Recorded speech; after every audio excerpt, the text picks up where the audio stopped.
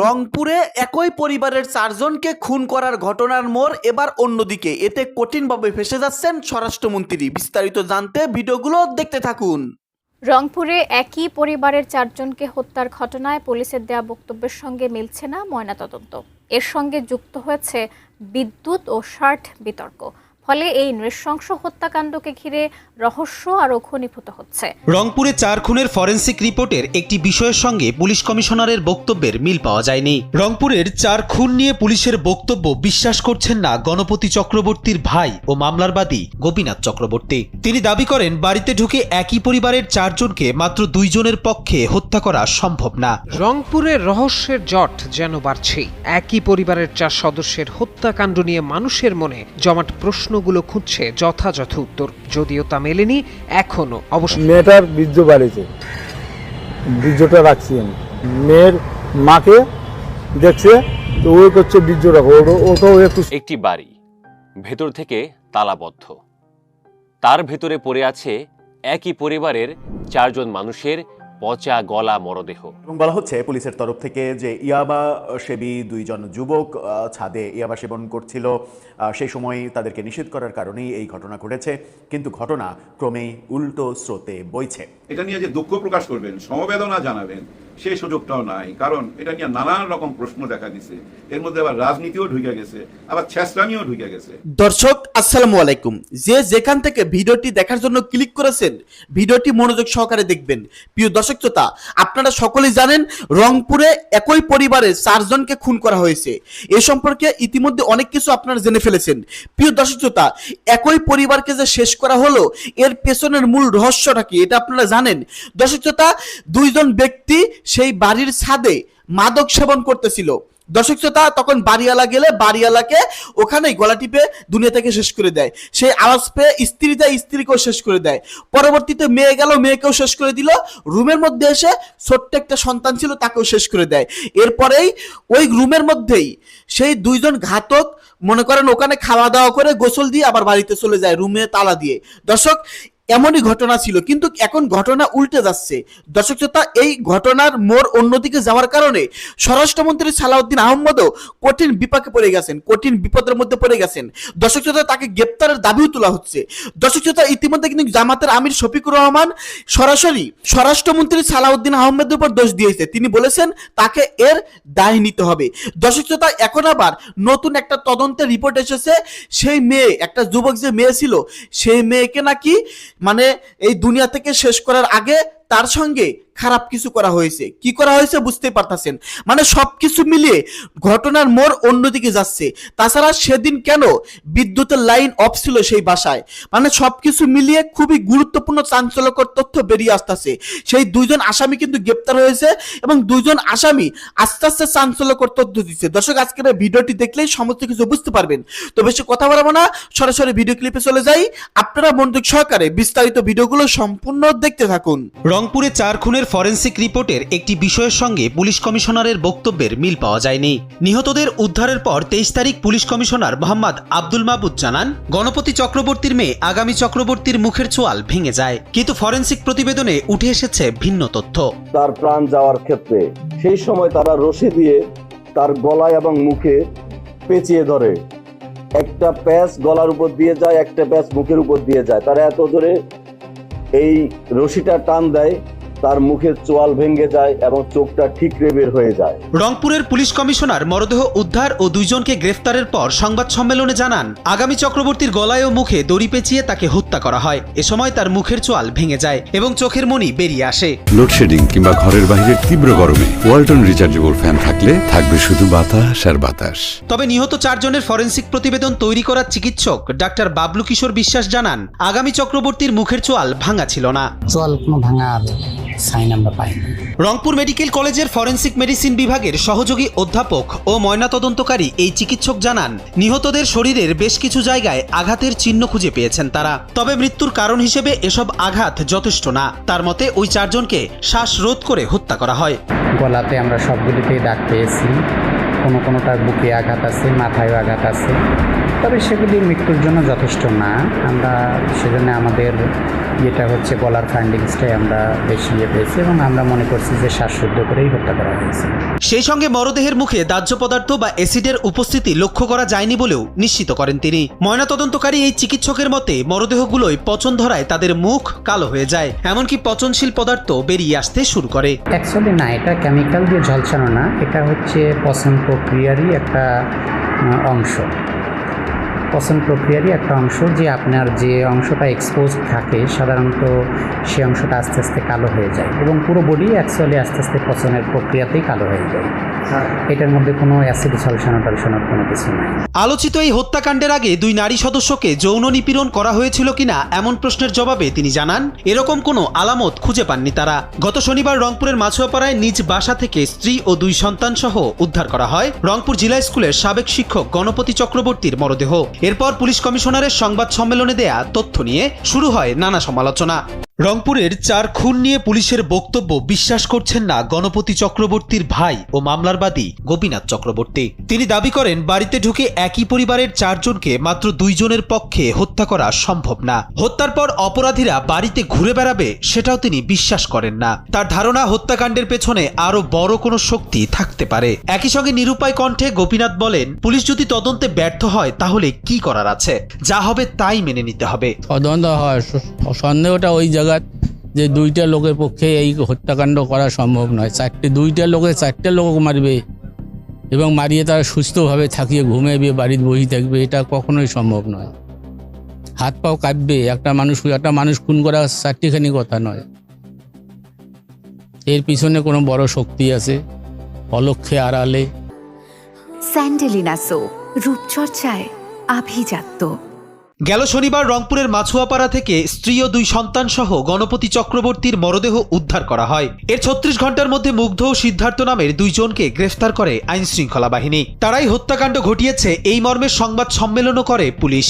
তবে পুলিশের ওই সংবাদ সম্মেলন নিয়ে ধোঁয়াশা সৃষ্টি হয়। এই হত্যাকাণ্ডের পেছনে বড় কোনো শক্তি লুকিয়ে আছে কিনা তা নিয়েও প্রশ্ন উঠতে শুরু করে। এবার সেই প্রশ্ন তুললেন মামলার বাদী গোপীনাথ চক্রবর্তী।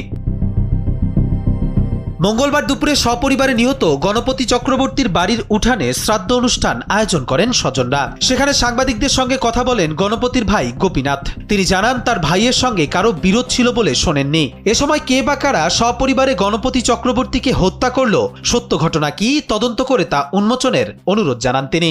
দর্শক, রংপুরে শিক্ষক গণপতি চক্রবর্তী এবং তার পরিবারের অন্য 3 জন সদস্য, মোট 4 জনকে একই সাথে যে মেরে ফেলা হলো এবং বলা হচ্ছে পুলিশের তরফ থেকে যে ইয়াবা সেবী 2 জন যুবক ছাদে ইয়াবা সেবন করছিল, সেই সময় তাদেরকে নিষেধ করার কারণেই এই ঘটনা ঘটেছে। কিন্তু ঘটনা ক্রমেই উল্টো স্রোতে বইছে।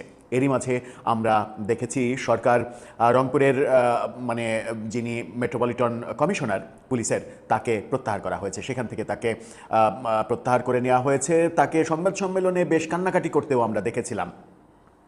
পুলিশ যেটা বলছে সেটাই কি সত্য, নাকি ভয়ঙ্কর যে রূপ বেরিয়ে আসলো 71 টেলিভিশনের অনুসন্ধানী প্রতিবেদনে সেটা সত্য? 71 টেলিভিশন আজকে ভয়ঙ্কর একটা তথ্য বের করে এনেছে।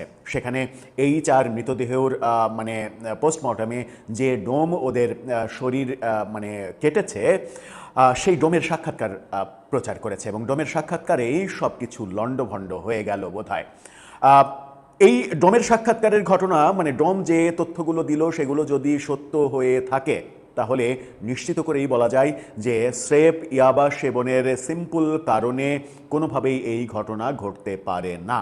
আরেকটা বড় তথ্য, ইয়াবা সেবন সম্পর্কে যারা জানেন তারা অনেকেই বলছেন যে উন্মুক্ত ছাদে কনস্ট্রাকশন চলা পাশের বিল্ডিং রেখে, যে বিল্ডিংয়ে আবদ্ধ জায়গায় বাতাসমুক্ত জায়গায় ইয়াবা সেবন করা যায় আরামে, সেটা রেখে উন্মুক্ত ছাদে, গণপতির উন্মুক্ত ছাদে ইয়াবা সেবন করতে আসবে কেন? সেখানে ইয়াবা সেবন কিভাবে করে সেই পদ্ধতি নিয়ে কথা বলতে চায় না, তবে সেখানে বাতাসহীন পরিবেশ তৈরি করতে হয়, পরিবেশ প্রয়োজন হয়।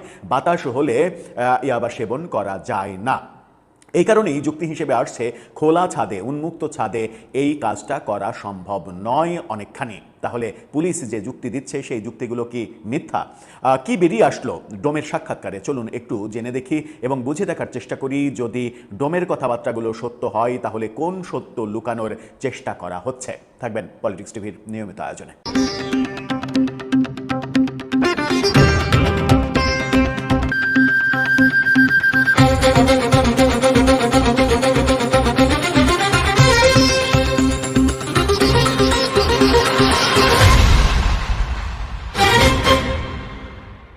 দর্শক, প্রফেসর ইউনূসের আমলে অর্থাৎ শেখ হাসিনার সরকার পতনের পরে আমরা উগ্রবাদী জঙ্গি গোষ্ঠীকে জেলখানা থেকে মুক্ত করার একের পর এক ঘটনা দেখেছি। প্রফেসর ইউনূসের আমলে এই কাজটা করা হয়েছে। যে ভূতটা বিএনপি সরকারের কাঁধে এসে চেপেছে এবং বিএনপি সরকারের শাসন আমলে গত কয়েকদিনে 1-1.5 মাসের মধ্যে যতগুলো ঘটনা ঘটেছে সেই ঘটনাগুলো বলে দেয় যে প্রফেসর ইউনূসের ছেড়ে দেওয়া উগ্রবাদীরা দেশকে অস্থির করার চেষ্টা করছে। গণপতি চক্রবর্তীর এই ঘটনার সঙ্গে উগ্রবাদী জঙ্গি গোষ্ঠীর কোনো সম্পৃক্ততা আছে কিনা সেই প্রশ্ন সামনে আসছে যখন ডোমের সাক্ষাৎকার প্রচার করলো 71 টেলিভিশন। এই স্ক্রিনশটটা দেখে নিন। এভাবে ক্যামেরা চলছে এটা তাকে বুঝতে না দিয়ে কৌশলে 71 টেলিভিশন তার সাক্ষাৎকার যেভাবে বের করে আনলো এবং তার কথাবার্তা যেভাবে বের করে আনলো সেটাতে আমার মনে হয় যে অনেক কিছু পরিবর্তন হয়ে গেল। এই চিত্রটা আপনারা দেখলেন, সেখানে ডোম যে কথাটা বলেছে তারা সে 4টি মরদেহ কাটার সময় কি কি দেখেছে সেগুলো বলেছে এবং ডাক্তার স্পেসিফিকলি ডাক্তার যেটা বলেছেন সেটা হচ্ছে যে গণপতি চক্রবর্তীর স্ত্রী এবং কন্যার যে কি বলবো যে গোপনাঙ্গ সেই গোপনাঙ্গ চেক করার কথা বলেছেন এবং সেই গোপনাঙ্গে এই ডোম তিনি বলছেন যে সেখানে বীর্য দেখতে পেয়েছেন। এটা ভয়ঙ্কর ব্যাপার। এই ব্যাপারটা এবং ডাক্তার তাকে বলেছেন সেটা সংরক্ষণ করে কোথায় রাখা হয়েছে, কেন এই ব্যাপারগুলো অধিকতর তদন্তের আগেই পুলিশ ব্যাপারগুলোর চ্যাপ্টার ক্লোজ করার চেষ্টা করছে, কেন এটাকে ইয়াবা সেবীদের কাজ এবং নানা ধরনের কথাবার্তা দিয়ে এগুলোকে সাজানোর চেষ্টা করছে। এবং ডোম যেটা বলছে সেটা হচ্ছে যে তাদের চেহারা বিকৃত করা হয়েছে, নাম্বার 2। নাম্বার 3 যে গণপতির যে সন্তান 12 বছর বয়সী সন্তান ছেলে সন্তান তার যে গোপনাঙ্গ সেই গোপনাঙ্গও কেটে ফেলা হয়েছে এরকম তথ্য দিচ্ছে। এই যখন অবস্থা, যদি ডোমের এই সাক্ষাৎকার সত্য হয় আমার মনে হয় যে এরপরে ডোম হয়তো বিপদের মধ্যে পড়ে যাবে। এই ভদ্রলোক যিনি এই কাজটা এই পেশাটাতে তিনি যুক্ত এবং তিনি বলছেন বহু বছর ধরে বহু মৃতদেহ কাটার অভিজ্ঞতা রয়েছে এবং তিনি এটাও বলছেন যে দেখলেই বোঝা যায় কি হয়েছে। তার বক্তব্যে স্পষ্ট যে এখানে শারীরিক নির্যাতনের ঘটনা রয়েছে। এই ঘটনা কোনোভাবেই দুইজন শুধুমাত্র ইয়াবা সেবীর দ্বারা সম্ভব হয় কি করে সেই প্রশ্ন উঠছে। হতেও পারে, জানি না, কিংবা তাদের সহযোগী আরও থাকতে পারে, সেটাও জানি না। কিন্তু অবশ্যই ডোমের সাক্ষাৎকারে যে ব্যাপারগুলো উঠে আসলো এবং আমরা আজকের আরেকটা ভিডিওতেও যেটা আলোচনা করেছিলাম যে সিদ্ধার্থ যাকে গ্রেপ্তার করা হয়েছে, গ্রেপ্তারের সময় বাবা বলছেন যে তার গায়ে পরনে গেঞ্জি ছিল, কিন্তু পুলিশ যখন তাকে উপস্থাপন করে তখন তার গায়ে এমন একটা শার্ট, যে শার্ট একজন সিআইডি কর্মকর্তার গায়েও দেখা গেছে, এরকম বক্তব্য এসেছে। এবং সিআইডি কর্মকর্তা তিনি বলেছেন এটা কাকতালীয় এবং রংপুর শহরে এরকম এই শার্ট 200 জনের গায়ে রয়েছে, এরকম বক্তব্য আমরা শুনেছি। সব মিলিয়ে ব্যাপারটা ধোঁয়াশা যুক্ত মনে হচ্ছে প্রচণ্ড। এবং আজকে এই ডোমের সাক্ষাৎকার প্রচার করার পরে, 71 টেলিভিশন প্রচার করার পরে ব্যাপারটাতে সন্দেহ শতভাগ তৈরি হয়েছে। আমার মনে হয় যে এই ঘটনা, এরই মাঝে পুলিশ আবার মেট্রোপলিটন যে কমিশনার তাকে প্রত্যাহার করে নিয়েছে, সেটাও একটা বড় ব্যাপার। সরকার তাকে প্রত্যাহার করে নিয়েছে, সেটাও একটা বড় ঘটনা। কেন তাকে প্রত্যাহার করে নেওয়া হলো, কি তার দোষ, নাকি পেছনে অন্য কিছু আছে, আমরা কিছুই জানি না। আমরা শুধু বুঝতে চাই যে এই ঘটনা ভারতীয় গণমাধ্যমে যেরকম ন্যারেটিভ আমরা দেখছি সংখ্যালঘু নির্যাতনের আরেকটা ঘটনা হিসেবে তারা উপস্থাপন করছে, এটার পেছনে প্রকৃত সত্য কি? এটা যদি মনে হয় যে ভারত যেন এরকম ন্যারেটিভ তৈরি করতে না পারে সেজন্যই আমরা একটা ন্যারেটিভ তৈরি করে দিলাম, সেটাতে কি আমরা আমাদের বিপদ এড়াতে পারবো আমরা যদি প্রকৃত সত্য উদ্ঘাটন করতে না পারি? এর পেছনে কোনো সংঘবদ্ধ চক্র আছে কিনা, এর পেছনে সাম্প্রদায়িক কোনো ইস্যু আছে কিনা, এবং যে বিভৎসতার বর্ণনা এই ডোম দিচ্ছেন সেই বর্ণনার পেছনের কারণটা কি, যে ডাক্তার এই ময়নাতদন্ত করেছেন সেই ডাক্তারের ডাক্তারকে জিজ্ঞাসাবাদের প্রয়োজন আছে কিনা, সেগুলো সরকারই ভালো বুঝবেন। আমরা শুধু উদ্বিগ্নই হতে পারি, এর বেশি কিছু আমাদের করার নেই। প্রিয় দর্শক, আশা করতেছি বিস্তারিত ভিডিওগুলো আপনারা সম্পূর্ণ মনোযোগ সহকারে শুনেছেন এবং দেখেছেন। প্রিয় দর্শক, আজকের এই ভিডিওতে আপনারা যে আলোচনা শুনলেন, রাজনৈতিক বিশ্লেষকরা যেসব আলোচনা করলো, প্রিয় দর্শক মণ্ডলী, সমস্ত কিছু মিলে আপনাদের কি মনে হচ্ছে? রংপুরের একই পরিবারকে 4 জনকেই এই দুনিয়া থেকে শেষ করে দিয়েছে, মানে এর পেছনে কি আরো কোনো নতুন রহস্য আছে? এগুলো ঘাটাঘাটি করলে সরকার যদি এটা আরো বেশি তদন্ত করে তাহলে কি আরো নতুন কিছু বের হয়ে আসবে? দর্শক শ্রোতা, তার বাবা, সেই ঘাতকের বাবা কিন্তু বলতাছে আমার ছেলে কোনোদিন নিশাই করে নাই, সে এমন কাজ কিভাবে করতে পারলো? মানে সবকিছু মিলে কিন্তু রহস্যের জট কাটতেছে না। আর অপরদিকে কিন্তু স্বরাষ্ট্রমন্ত্রীর দিকে বারবার আঙ্গুল তোলা হচ্ছে। সবকিছু মিলে আপনাদের মতামত কি? প্রিয় দর্শক, আপনাদের মূল্যবান মতামত ভিডিওর কমেন্ট বক্সে লিখে জানিয়ে দিবেন। সকলে ভালো থাকবেন, খুব শীঘ্রই দেখা হবে নতুন কোনো আপডেট নিউজ দিয়ে। ধন্যবাদ।